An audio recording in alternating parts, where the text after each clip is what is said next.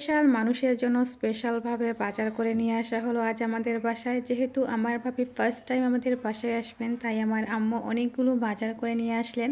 মাছ মাংস থেকে শুরু করে যা যা লাগে সব কিছু কিনে নিয়ে আসলেন আমার আম্মু। আসলে আমার ভাবি প্রথমবার আমাদের বাসায় আসবেন, ভাবি প্রথমবার আসবেন বলে কথা, অনেকগুলো বাজার তো কিনে নিয়ে আসতে হবে। এখানে ছিল নতুন আলু, পেঁয়াজ, রসুন, আস্তে আস্তে সবগুলো বাজার আমি ঢেলে রেখে দিয়েছি। আমার আম্মু যেদিন বাজারে যান ওই দিন তো আমার খুব ভালো লাগে, কারণ হচ্ছে গিয়ে টাটকা টাটকা সবজি কিনে নিয়ে আসেন।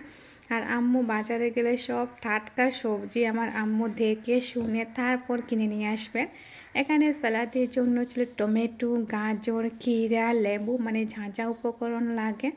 আমার আম্মু তো সারাটা দিন আজ বাজারে কাটিয়ে দিলেন, কারণ নতুন বৌমা ওনার আসবে বাসায়, তাই সব কিছু দেখে শুনে না আনলে কি হয়।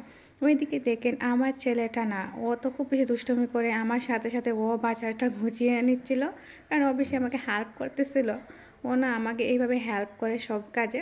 অন্যদিকে দেখেন এখানে ছিল ফুলকপি, বাঁধাকপি আর শিম ছিল। শিম তো অনেক বেশি ভালো লাগে, আর শীতকালীন সবজি শিম দিয়ে রান্না করব অনেক কিছু। তবে আমি কী কী রান্না করব আমার স্পেশাল নতুন ভাবির জন্য পরবর্তী ভিডিওতে অবশ্যই আপনাদের সাথে শেয়ার করব।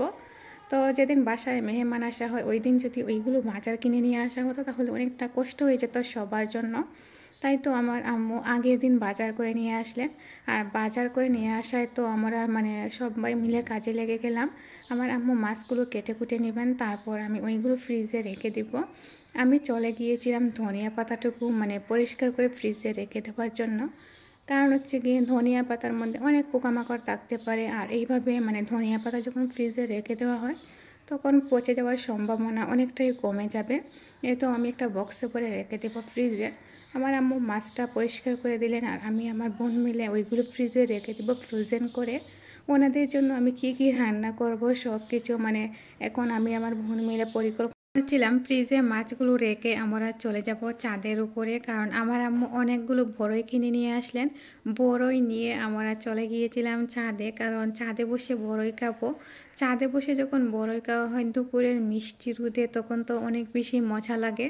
আমরা মজা করে না অনেকগুলো বড়ই খাচ্ছিলাম, আর এই বড়ইগুলো আমার খুব বেশি ফেভারিট।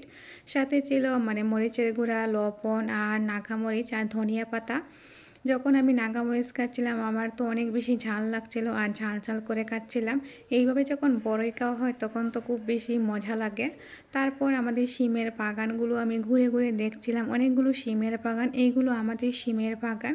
আর শিমগুলো ধরা শুরু করেছে সবেমাত্র। দেখেন গাইজ আমার ছেলে অনেক বেশি দুষ্টামি করছে, ধানের উপর বসে না ও খেলাধুলা করছিল, তাই একটু ক্লিপ নিয়ে নিচ্ছিলাম।